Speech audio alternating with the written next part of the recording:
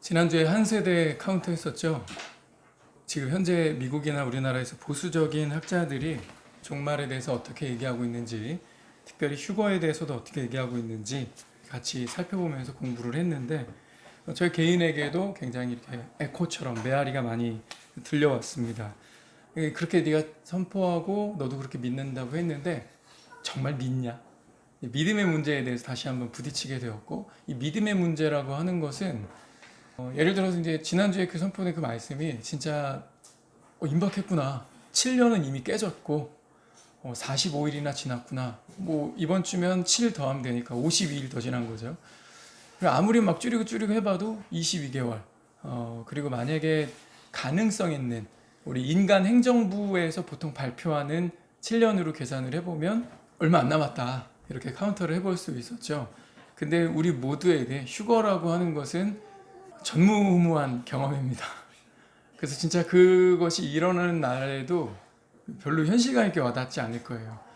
지금 몇 년을 살았든 이 땅에 살아있는 동안 중력의 제한을 받고 땅에 거하는 자들, 구약 성경에 껐득하면 하는 표현이 땅에 거하는 자들 뭐 이렇게 표현하잖아요. 우리가 이게 땅에 두 발 디디고 살아가는데 차 운전하다 보면 막 고속 주행한다고 차가 하늘로 올라가지 않죠. 땅을 발판으로 우리가 중력의 제한을 받고 살아가는데 우리가 어떻게 하늘로 올라갈까요?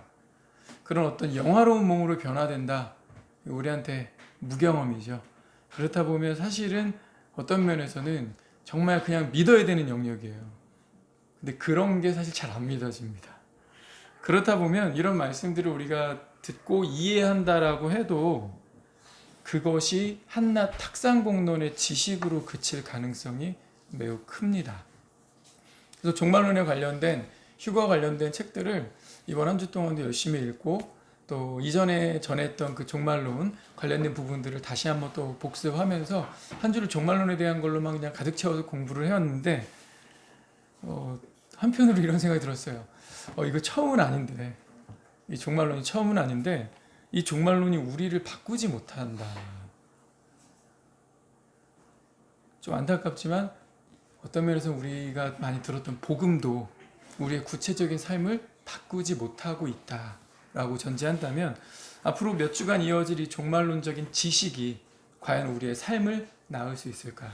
우리에게 어떤 변화를 낳을 수 있을까? 이거에 대해 개인적인 퀘스천이 들었습니다. 그래서 그냥 연속적으로 오늘 어쨌든 2부는 기대하셔도 좋습니다. 많은 영상들이 준비되어 있습니다.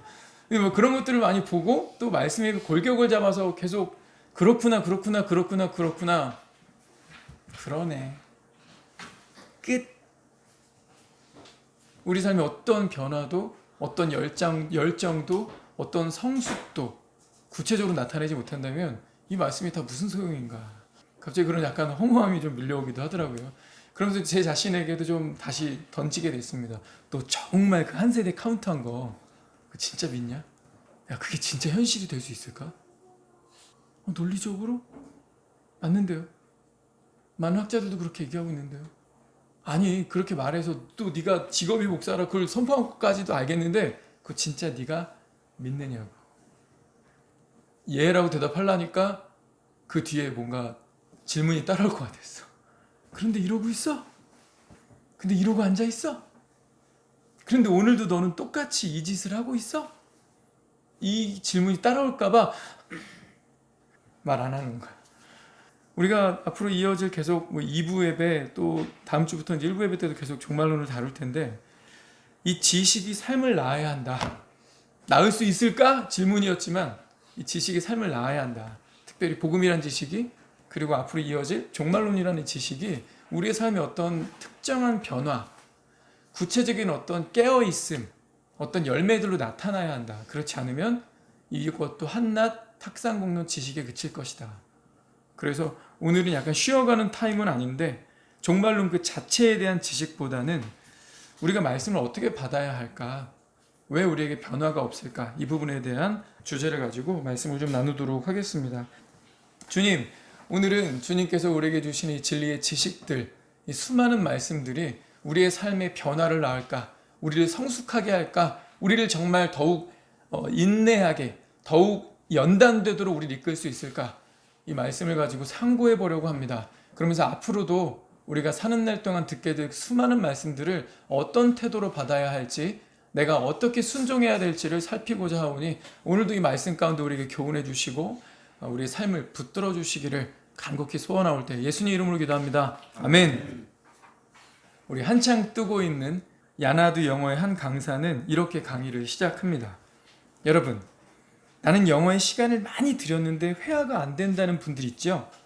그건 나는 운동을 열심히 하는데 살이 안 빠진다. 나는 공부를 열심히 하는데 성적이 안 오른다는 말과 비슷해요. 뭔가 문제점이 존재하는데 그걸 그 사람만 인식하지 못하고 막연히 열심히 하는 거예요. 그럼 우리가 뭘 알고 있어야 하는지 지금부터 알려드릴게요.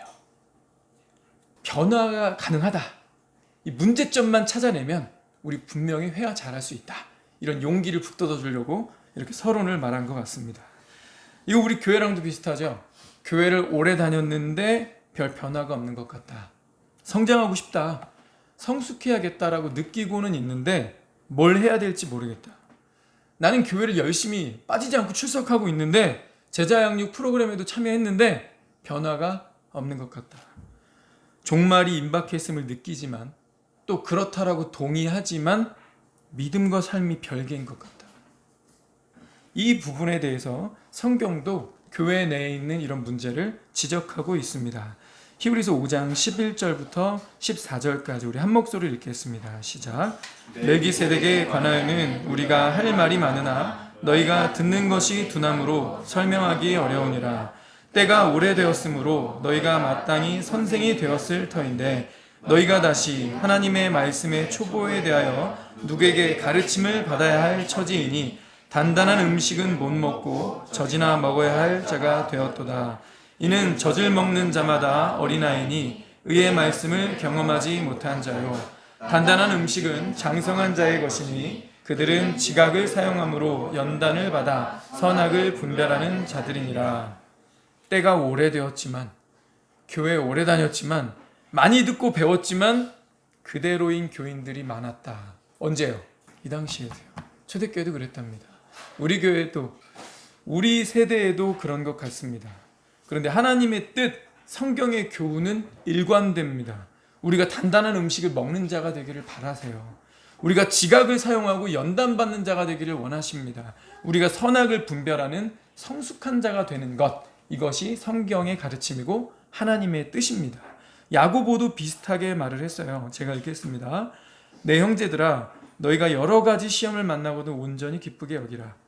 이는 너희 믿음의 시련이 인내를 만들어내는 줄 너희가 알미라. 인내를 온전히 이루라. 이는 너희로 온전하고 구비하여 조금도 부족함이 없게 하려 함이라. 우리가 준비돼서 부족함이 없는 상태, 성장과 성숙을 바라고 있죠. 우리 베드로 사도도 같은 교훈을 주고 있습니다. 우리 형제님들 읽겠습니다. 시작. 너희가 순종하는 자식처럼 전에 알지 못할 때에 따르던 너희 사욕을 본받지 말고 오직 너희가 부르신 거룩한 이처럼 너희도 모든 행실에 거룩한 자가 되라. 기록되었으되 내가 거룩하니 너희도 거룩할지어다 하셨느니라. 옛날처럼 살면 안 된다. 그리스도를 알지 못하던 때랑 똑같아서는 안 된다. 사욕을 따르지 말아라. 하나님을 본받아라. 거룩하게 살아라. 모든 행실에서. 이 모든 행실이라는 말은 내 삶의 구체적인 영역에서 변화가 나타나야 된다는 거죠. 내 삶의 구체적인 영역에서 예수를 알지 못하던 이 이방 행실을 그대로 둬서는 안 된다. 내 삶의 구체적인 영역에서 반드시 변화들이 나타나야 한다. 그러려면 어떻게 해야 하는가? 첫째, 버리라입니다. 우리의 성장을 막고 있는 첫 번째는 우리가 버리지 않는 데서 시작됩니다. 히브리서 6장 1, 2절. 그러므로 우리가 그리스도의 도의 초보를 버리고 죽은 행실을 회개함과 하나님께 대한 신앙과 세례대와 안수와 죽은 자의 부활과 영원한 심판에 관한 교훈의 터를 다시 닦지 말고 완전한 대로 나아갈지니라. 그리스도의 도의 초보를 버리고, 초보가 있나 봐요. 그러니까 완전한 데라는 것도 있겠죠. 근데 성경은 뭘 제시해요? 초보를 이젠 뗄 때가 됐다. 거기에 머무르지 말아라. 언제까지 구원간증 시키면 그렇게 얘기할래. 언제까지 복음에 대해서 물어보면 그것밖에 안 나오니. 언제까지 종말론 물어보면 아니 그냥 우리는 환란전에 간대요. 이거밖에 할 말이 없니. 교회밥을 10수년 넘게 먹었는데 우리에게 이걸 물어보는 거 아니겠습니까? 언제쯤이면 네가 정말 어떤 뭐 교사로서 현학적으로 가르치고 막 구절들을 막 10개 20개씩 되는 거 그거 바라지 않지만 마음에 확신이 있느냐라는 문제죠. 복음에 대해서, 교회에 대해서, 성령에 대해서, 내가 그리스도와 동행하는 것에 대해서 언제쯤 확신을 가질 수 있느냐, 언제쯤 좀 제대로 알 수 있겠느냐. 완전한 대로 나아갈지니라. 초본으로 좀 그만하고 초보 타령 그만하고 좀 다음 단계로 나아가야 되지 않겠느냐. 베드로전서 2장도 그러므로 모든 악독과 모든 기만과 외식과 시기와 모든 비방하는 말을 버리는 데서 시작해라. 내가 어느 부분에서 악독한가? 내가 어떨 때 다른 사람을 자꾸 속이려 드는가? 쓸데없는 사소한 거짓말들, 꾸며내는 말이 어떤 상황에서 나오는가? 이거 점검해야 되겠죠. 나는 언제 위선적으로 행동하는가? 내가 무슨 일이 걸리면 시기하고 질투하는가? 난 자꾸 이런 주제 나오면 누굴 만나서 이런 얘기하다 보면 막 질투심이 올라와. 그러다 보면 자꾸 뒷담화하게 돼. 점검하라는 얘기예요. 내 입에서 언제 헐뜯는 말이 나올까? 자기를 반성하고 돌아보지 않으면, 버릴 것이 정리되지 않으면 안 바뀐다는 겁니다. 버릴 거 계속 쌓아놓은 채로는 새로운 것을 거기다 놓을 수가 없다는 얘기죠. 그래서 우선 버릴 것이 무엇인지 점검해야 합니다. 이사할 때 우리 좀 이런 거 경험하지 않습니까? 장롱 열어서, 수납장 열어서 지금 몇 년째 안 입었는데 냄새, 유행도 다 지났는데 이거 그냥 버리자. 이런 것들 좀 점검하죠. 이사할 때쯤 되면 사람들이 이걸 뭐하러 들고 가? 어차피 안 입는데. 이거 뭐하러 가지가? 쓰지도 않는데. 스티커 붙여서 그냥 버려. 뭐 작은 것부터 큰 것에 이르기까지 버리지 않습니까? 성경이 우리에게 그걸 요구하는 거예요. 네가 예수 믿으면 끊임없이 버려야 될 것이 무엇인지 점검해야 된다. 네 안에 여전히 꿈틀대고 있는 구원받은 그 시작 전부터 지금까지도 꼬장꼬장 그걸 붙들고 있는 그 습관 버려라. 그거 좀 제발 버리기를 원하노라. 이것이 없으면 성장이 안 된다는 거죠. 구약의 성도들도 같은 권면을 받았습니다.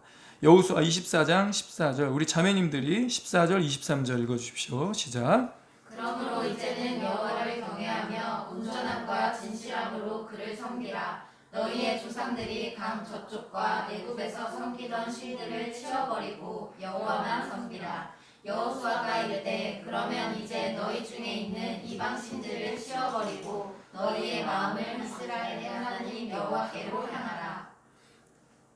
신들을 치워버려라. 이방 신들을 치워버려라. 그리고 여호와만 섬겨라. 왜죠? 안 버리면요, 그 이방 신들이 여호와를 버리게끔 합니다. 우리 D.L. 무디 성경에 그거 써 있었다 그랬죠? 이 성경이 당신을 죄로부터 멀어지게 하든지, 아니면 이 죄가 당신을 이 성경으로부터 멀어지게 하든지. 성경을 가까이 하면 죄가 멀어지고, 죄를 가까이 하면 성경이 불편하잖아요. 이렇게 된다는 얘기죠. 우리가 이방 신들을 치워버리지 않으면, 버려야 될 건데 버리지 않으면 결국에 뭘 버리게 된다는 거예요? 여호와를 버리게 된다는 거예요. 그게 사사시대의 역사가 증명하는 바죠.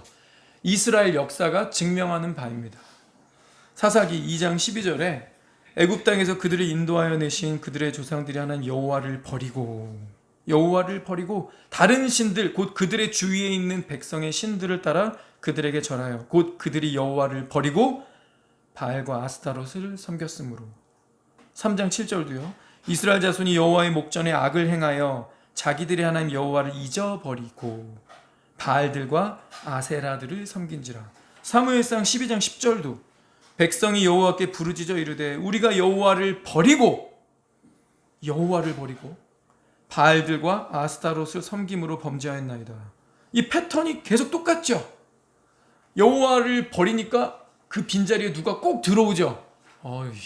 우리 마음의 이 자리에, 이 보좌에도 진공상태가 없네요.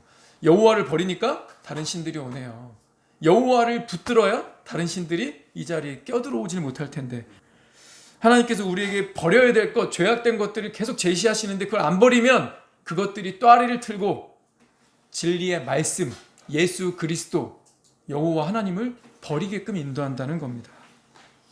그래서 구약 이스라엘의 역사는 이스라엘이 하나님을 버리고 이방신들을 섬기다가 징계맞고 혼나서 돌아오는 이런 것에 반복되는 역사 아닙니까? 주님이 끊임없이 선포하십니다. 버려라, 버려라. 이사야 55장 악인은 그의 길을, 불의한 자는 그의 생각을 버리고 여호와께로 돌아오라. 그리하면 그가 긍휼히 여기시리라. 우리 하나님께로 돌아오라. 그가 너그럽게 용서하시리라. 자매님들, 다음. 그가 이르시기를 너희는 각자의 악한 길과 악행을 버리고 돌아오라. 그리하면 나 여호와가 너희와 너희 조상들에게 영원부터 영원까지 준 그 땅에 살리라. 또 그들에게 이르기를 너희는 눈을 끄는 바 가증한 것을 각기 버리고 애굽의 우상들로 말미암아 스스로 더럽히지 말라. 눈을 끄는 바. 이 표현 되게 리얼하죠. 우리의 눈을 끄는, 우리의 시선에서 아른거리는, 보고 싶게 만드는 그런 것들이 있는데 하나님 그걸 뭐라고 표현하셨어요? 가증한 것이다. 그것들을 버려라. 악한 길, 악한 습관, 악행이죠. 버리고 돌아와라. 너의 길, 너의 방법론, 너의 생각들 하나하나를 버려라. 버리고 돌아와라.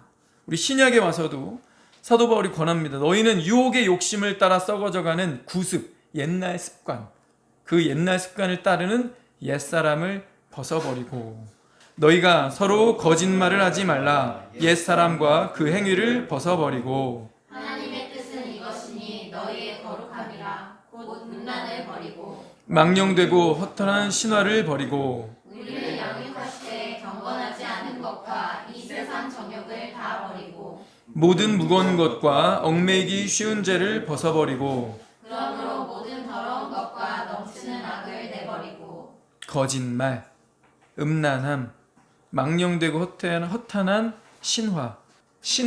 그리스 로마 신화 보면은 신이 인간을 약간 부러워하잖아요.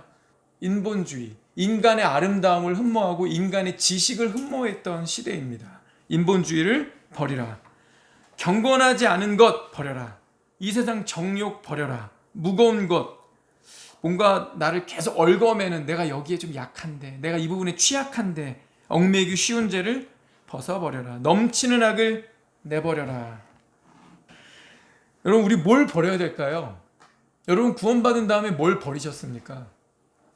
우리 젊은 분들이라 이런 것도 좀 생각을 해볼 필요가 있을 것 같아요. 하나님은 어떤 이에게는 가요를 버리라고 하십니다. 음악이 무성경적인 것 아닌가? 음악은 중립적인 거 아닌가? 이런 생각하실 수도 있거든요. 예, 그럴 수도 있습니다. 그런데 우리가 성경을 근원으로 성경에서 배울 수 있는 중요한 포인트가 있다면 음악의 신이 누구였어요? 예, 천사장 루시퍼죠. 음악을 가장 잘하는 존재가 누구예요? 예, 루시퍼예요. 그래서 수많은 사람들을 잡아들인 게 어떤 통로를 써서 그렇게 했죠? 예, 음악입니다. 그는 이 음악이라는 걸 통해서 안무, 섹시 댄스, 그리고 음란한 가사, 음란한 멜로디, 음란한 비트를 통하여 우리에게 다가옵니다. 근데 어떻게 우리가 음악이 중립적인 거라고 할 수 있겠습니까? 예수 믿은 이후에도 아무렇지 않게 아이돌들 음악을 팍팍 듣고 mp3나 스마트폰으로 가요들을 팍팍 듣고 있다. 근데 아무런 문제를 느끼지 못한다. 이미 그게 이상한 거예요. 여러분, 우리 주중에 찬송가 안 듣잖아요. 찬송가 안 부르잖아요. 그나마 좀 CCM? 요즘 노래 그런 거 있던데, 왜 가는지 모르고 가고 있을 때 잠깐 멈춰요. 스탑. 왜 가는지 모르고 가고 있어. 왜 듣는지 모르고 듣고 있어. 근데 거꾸로, 너 왜 찬양은 안 듣니? 왜 찬송가는 안 부르니라고 물어보면, 너 율법주의자야?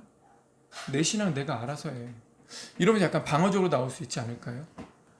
왜 가요 듣는 데는 중립적이고 크게 문제가 아닌 것처럼 생각하는데 거꾸로 찬송가를 부르거나 찬송가를 묵상하거나 찬송가를 듣는 데는 우리가 거리를 두고 있을까요? 음악은 중립적이지 않습니다. 어떤 사람에겐 드라마가 중독입니다. 여러분, 이거는 10대, 20대만이 아니에요. 30대, 40대, 5, 60대도 마찬가지입니다. 드라마 중독, 지금 알코올 중독 그 이상으로 대한민국, 아니요, 전 세계적입니다. 영화 중독도 마찬가지죠. 넷플릭스를 통해서 이것저것 그냥 다 섭렵하게 해요. 굳이 헐리우드 아니어도 2류, 3류인 영화까지 그냥 다 털어갑니다. 우리를 중독시키는, 뭔가에 완전 빠지게 만드는 그것, 무엇이든 좋습니다. 다 버려야 할 영역 중에 하나가 될 겁니다. 나는 음악 잘 안 듣는다, 드라마도 잘 안 본다, 영화는 안 본 지 오래됐다, 그런 거 안 한다고 그렇다고 또 자유로울 수 있을까요? 아니요. 이 말씀은 되게 포괄적이죠. 경건하지 않은 것, 세상 정욕, 무거운 것, 얽매이기 쉬운 것, 더러운 것, 넘치는 것, 이 구체적인 거 하나도 없어요. 다 포괄적이죠. 그 사람의 양심의 문제입니다. 하나님께서 쿡쿡 찌르는 어떤 문제들이 있다면 그거 버리셔야 합니다. 버리는 것부터 시작하지 않으면 우리 결코 성장, 성숙, 변화, 열매 있을 수가 없습니다. 자, 우리 두 번째, 사모하라. 사모하라. 첫째는 우리가 버려야 할 것들, 죄악된 것들을 버리라고, 두 번째는 사모하라입니다. 베드로전서 2장 2절, 우리 형제님들 읽겠습니다. 시작. 갓난아기들 같이 순전하고 신령한 젖을 사모하라. 이는 그로 말미암아 너희로 구원에 이르도록 자라게 하려 함이라. 자, 버릴 것은 버리고, 그 다음 뭐 하래요? 말씀을 취하라. 말씀을 사모하라. 신령한 젖, 말씀을 먹으라. 디모데후서 3장 16, 17절, 우리 자매님들 읽어주십시오. 시작. 모든 성경은 하나님의 감동으로 된 것으로 교훈과 책망과 바르게 함과 의로 교육하기에 유익하니 이는 하나님의 사람으로 온전하게 하며 모든 선한 일을 행할 능력을 갖추게 하려 함이라. 가장 우리에게 믿음이 필요한 영역이 이 말씀이 아닌가 싶습니다. 이 말씀이 17절 때문이에요. 하나님의 사람으로 퍼펙트라고 되어 있어요. 킹제임스는요, 완전하게 해준다. 모든 선한 일을 행할 능력을 갖추게 해준다. 여기 앞에 모든이 붙었잖아요. 내가 직장 생활에 있어서, 내가 가정 생활에 있어서, 내가 학교 생활에 있어서, 친구 생활에 있어서, 부부 관계에 있어서, 부모와 자식 관계에 있어서, 내가 생각할 수 있는 모든 관계, 내가 겪는 모든 문제, 모든 에피소드 다 그 앞에 수식어 선한, 선하게 네가 잘했다 라고 칭찬받을 수 있도록 성경이 지침을 준다는 거죠. 진짜 그럴까요? 그만큼 성경이 정말 대단할까요? 우리에게 이 믿음이 필요합니다. 성경이 정말 대단할까요? 정말 그렇게 해줄까요? 네, 그렇습니다 라는 믿음이 있어야 우리가 성경을 읽겠죠. 우리가 그래야 성경을 사모하겠죠. 오늘 다시 한번 주님이 우리에게 이 믿음을 요구하신다는 걸 생각하면서 두 번째 대안을 마음으로 받기를 축원합니다. 우리 세 번째 대안은 구하라입니다. 구하라. 야고보서 1장 5절부터 우리 함께 다 같이 읽겠습니다. 시작. 너희 중에 누구든지 지혜가 부족하거든 모든 사람에게 후히 주시고 꾸짖지 아니하시는 하나님께 구하라. 그리하면 주시리라. 오직 믿음으로 구하고 조금도 의심하지 말라. 의심하는 자는 마치 바람에 밀려 요동하는 바닷물결 같으니 이런 사람은 무엇이든지 주께 얻기를 생각하지 말라.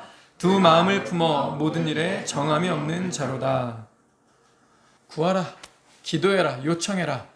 가르쳐달라고 좀 목숨 걸고 매달려 봐라. 그렇게 요구하고 있죠. 주님은 구하면 주겠다, 후히 주겠다라고 약속하셨습니다. 그리고 이렇게 구할 때 두 마음을 품지 마라. 이게 뭐예요? 우리 앞에 있는 디모데후서 3장 17절이랑 똑같죠. 우리가 믿음이 없다는 거예요. 교회 다닌다고 다 믿음 있지 않은 거죠. 예. 내가 요즘 조금 열정이 있다고 해서 꼭 믿음 있는 게 아닌 거죠. 믿음은 양면성이 있어서 믿음을 뒤집으면 그 뒤에 뭐가 있다? 항상 순종이 있다라고 했죠. 그래서 예수 그리스도는 제자들을 가르치실 때는 언제나 믿음에 대해서 말씀하실 때 믿음의 뒷면을 순종으로 제시하셨습니다. 네가 믿는다면 순종하겠지. 네가 나를 사랑한다면, 내 말을 믿는다면 순종하겠지. 순종 안 하는데? 그럼 믿는 게 아닌 거야. 순종이랑 믿음을 똑같은 단어로 표현하셨습니다. 여기서도 그런 거죠. 제발 두 마음 품지 마라. 내가 준다고 했잖아. 그것도 후하게 준다고 했잖아. 그러면 그냥 덮어놓고 너는 믿고 기도해. 우리 두 번째와 세 번째 대안은 너무 쉬운 거네요. 사모하라, 구하라. 우리 마지막 네 번째는요, 싸우라입니다. 싸우라. 디모데후서 4장 7절 우리 함께 읽습니다. 시작. 나는 선한 싸움을 싸우고 나의 달려갈 길을 마치고 믿음을 지켰으니. 바울이 자신의 삶 말미에 자신이 살아온 길을 한 줄로 요약하고 있습니다. 나는 선한 싸움을 싸웠다. 내 인생은 싸움이었다. 나는 하나님이 뜻하신 길을 걸어가면서 숱한 싸움을 겪었다.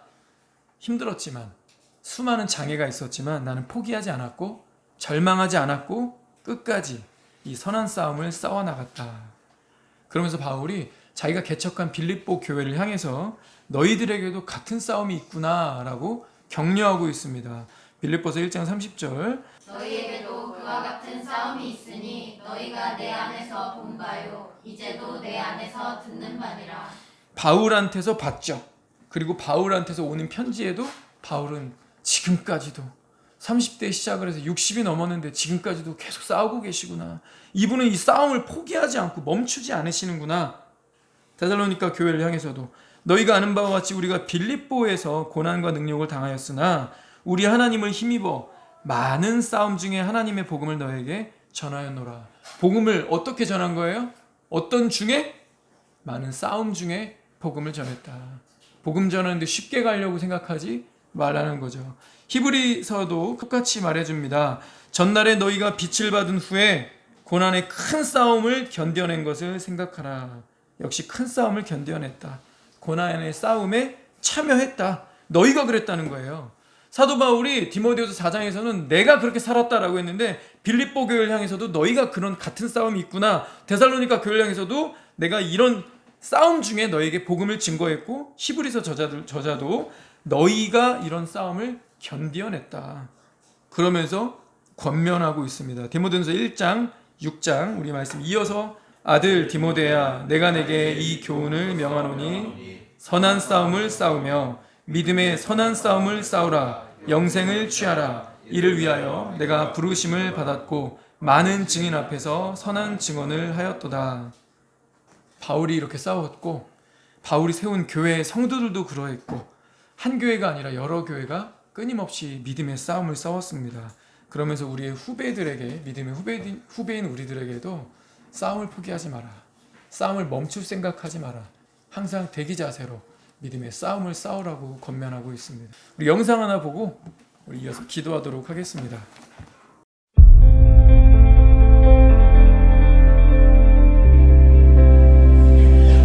Following Jesus, it's a war. It's not joining the happy club. It's not Chuck E. Cheese in here. It's a war. It's a battle, and you have to think it through. Am I willing to suffer? Am I willing to fight this fight? Because if you sit on the sidelines, you don't do anything, Satan's not going to attack you. Some of you guys, well, Satan doesn't attack me. Well, does he have reason to? I just think it's those times when you go, okay, I'm going to fight this thing. I'm going to go after it. So understand, if you decide to follow Jesus, not pray a prayer and call yourself a Christian. Okay, I'm saying if you really make a decision to follow Jesus and live for His kingdom, really, that seemed like what Jesus did. Do you understand that by following Jesus Christ, it means you're entering into a war? That it means to follow. Truly follow Jesus Christ and live the way He asked you to follow His morality that's going to get more and more unpopular on this earth. It's going to be a war. It's going to be a battle. It's going to be a fight. And the question is do you really want to do that? Do you see Jesus Christ and His forgiveness and His eternal kingdom something that is so valuable that you're willing to lose everything in order for that? That you're willing to fight the fight for the rest of your life? See, that's the question. Is Jesus that valuable to you? Because if so, then yes, then come up into this water. If you want to get baptized, I'm telling you just right off the bat, this isn't like a fun thing on this earth. There are times when it's just absolutely brutal, because it's a war, it's a battle. But it's because you believe that there's a treasure in Christ and an intimacy you can have with Him that's worth the pain, that's worth the fighting, that's worth the suffering, and that there's an eternal kingdom that He offers that's worth it all. And there's an intimacy and a relationship you can have with God. That's such a great treasure that, yes, I'll come up here, and by entering the waters, you are dying to your old self. That old self with all the things that you're holding on to and you thought would bring you so much pleasure, you realize that was a dead-end road, and I found something. So even if I have to suffer on this earth, I'm going to go for it, because it's a treasure so great that with great joy, I'll go through the suffering and get this treasure. Men, We were not made to live like most men. We were made to fight. We were made to strive. We were made to work. We were made to conquer. We were made to give ourselves for something that is eternal.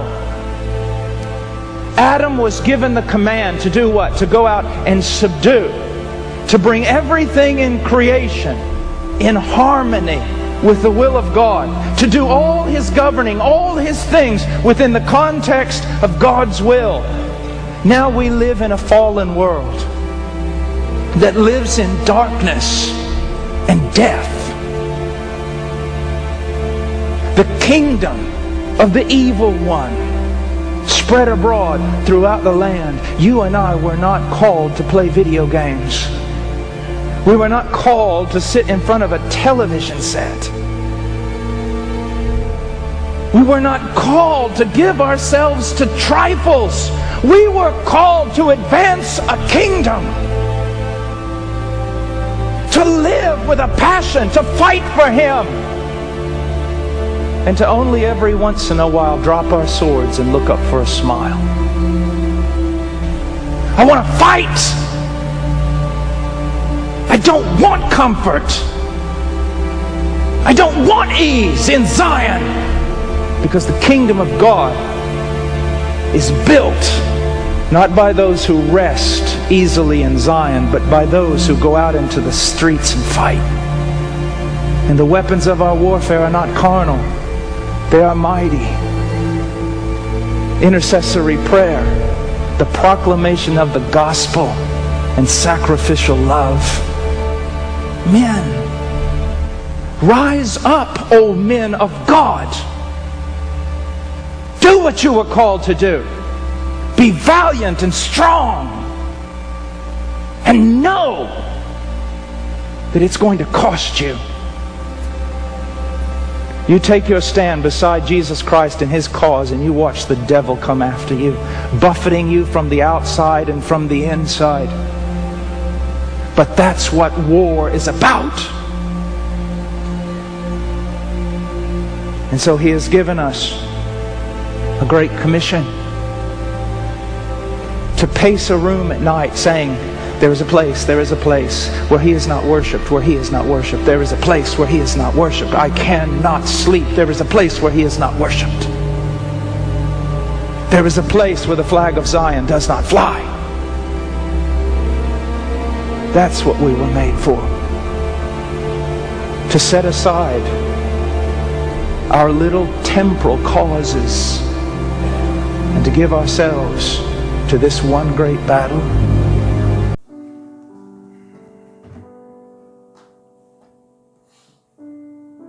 우리가 그리스도를 위해서 뭔가를 해야 한다고 느낀다면 그 이유는 첫째는 주님 오실 때가 가까웠기 때문이고요. 둘째는 그리스도를 사랑함 때문이어야 합니다. 그렇지 않으면 우리가 행하는 어떤 것들은 그냥 누가 재촉해서 뭔가 해야 될 것 같아서 그냥 마르다처럼 일만 하는 형국으로 끝날 수 있습니다. 그러다 보면 괜히 마음속에서 불평이 일어나고 원망이 일어나고 괜히 하고 있다라고 하는 자괴감도 일어날 수 있겠죠. 그러나 정말 그리스도를 사랑함이 동기가 된다면, 그리고 주님이 오실 날이 정말 임박했기 때문에 자기가 아무리 자기 스스로 생각해봐도 내가 이렇게 이런 일에 내 시간을 드릴 수 없다. 주님 오실 때가 가까이 온 이때에 내가 이제라도 막판 스퍼트를 내서 내가 최선을 다하고 싶다. 내가 주를 위해서, 내가 주님을 위해서 지금껏 사는 동안 별로 한 것이 없는데, 그러나 지금부터라도 내가 깨어서 내가 정말 정신을 차리고 주님의 영광을 위해 내 삶을 거룩하게 빚어가야 되겠다. 주님이 나를 부르시는 그날까지 내가 내게 주어진 이 시간들을, 내게 주어진 이 기회들을 선용해야겠다. 악용하지 말아야겠다. 헛되이 쓰지 말아야겠다. 예전의 습관을 쫓아서 어제까지 했던 그냥 평범함, 그냥 나스러움에서 그치며 제자리에 머물러 있을 수는 없겠다. 이젠 내가 믿음으로 일어나야 되겠다. 내가 이젠 정말 주님 버려야 될 것들을 보여주십시오. 아니면 이미 주님이 보여주셨을진데 제가 여전히 그냥 뭔가의 끈앞풀처럼 제 삶에서 끈적끈적하게 붙들고 있는 것 있다면 주여 이젠 끊어내고 벗어버리게 하여 주십시오. 이제 주 예수 그리스도로 옷 입게 하여 주십시오. 내가 이제 혼자 있지 않다. 내가 혼자 있다라고 느끼는 그 순간에도 주의 눈이 나를 보고 계시고 주의 영이 나와 함께 계시다라고 하는 이 믿음을 갖게 해주십시오. 하나님의 말씀이 하나님께 기도하면 내게 모든 지혜를 주실 것이다. 내가 이 모든 문제들을 극복하고 내가 매일매일 맞닥뜨렸던 이런 일상의 유혹들을 극복할 수 있는 능력을 내게 주실 것이다. 내가 정말 어린아이와 같이 말씀을 사모하고 말씀을 찾을 때 주님이 이 말씀을 통하여 내 삶을 일으키실 것이고 나를 경건하도록 거룩하도록 능히 이 더러운 것, 얽매이기 쉬운 모든 것들로부터 나를 해방시키시고 내가 주의 길을 걸어갈 수 있도록 나를 능히 지키실 것이다. 주님, 이 믿음을 주십시오. 그래서 제가 말씀을 많이 먹게 해주십시오. 제가 하나님과 대화하는 것, 하나님과 교제하는 것, 하나님께 기도하는 것을 즐거워하기를 원합니다. 모든 일이 그리스도를 사랑함이라는 동기로 인하여 내가 자연스럽게, 내가 기쁘게 이렇게 나의 습관들을 이 내게 남겨진 내게 주어진 이 말년의 시간들을 그렇게 주님 앞에서 보내기를 원합니다라고 우리 자기 목소리로 기도하도록 하겠습니다.